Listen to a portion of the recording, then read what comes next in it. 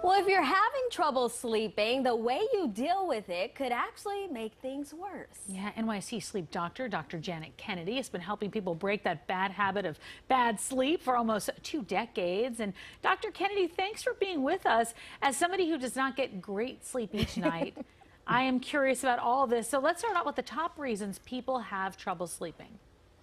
Well, there's a lot of reasons people have trouble sleeping, anything from an irregular sleep schedule to stress, mood and anxiety disorders, just bad sleep habits, medications that you take, physical illness or conditions, pain, hormones in women also cause a lot of issues.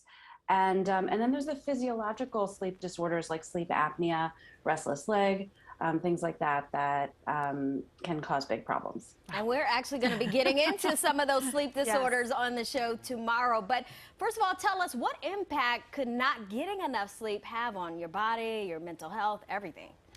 Sure. Well, everything feels harder when you haven't slept well. So certainly poor sleep has an impact on your anxiety and your mood and just your overall resilience to life's daily stresses. It also has physical impacts, things like your immune function. You're more likely to get sick with colds and flu. It can cause memory and concentration issues. Reduced reaction time leads to accidents. Also, spontaneously falling asleep can lead to accidents.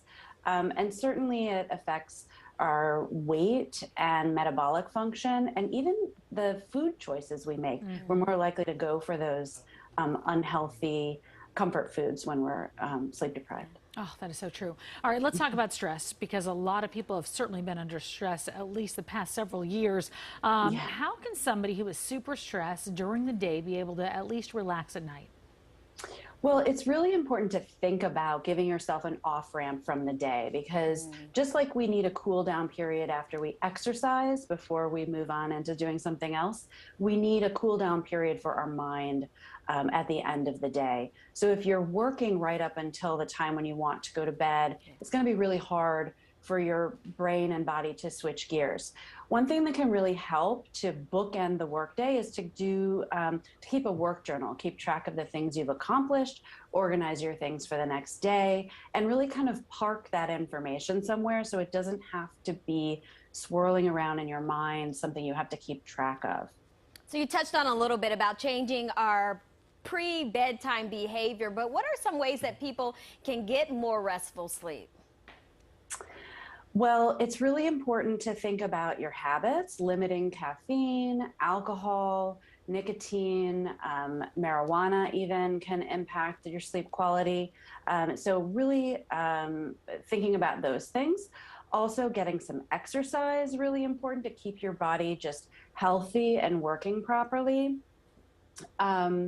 Also, really establishing a bedtime routine to help your body wind down, doing some meditation, stretching, things like that. And certainly keeping a consistent sleep schedule, not going to bed until you're sleepy is really important. When you try to rush it, your body kind of revolts and it gets frustrated, and then you end up taking longer to fall asleep.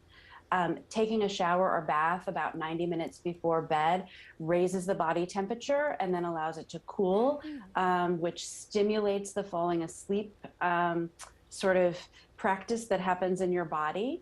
And really, trying to do something to occupy your mind away from the racing thoughts that pop in.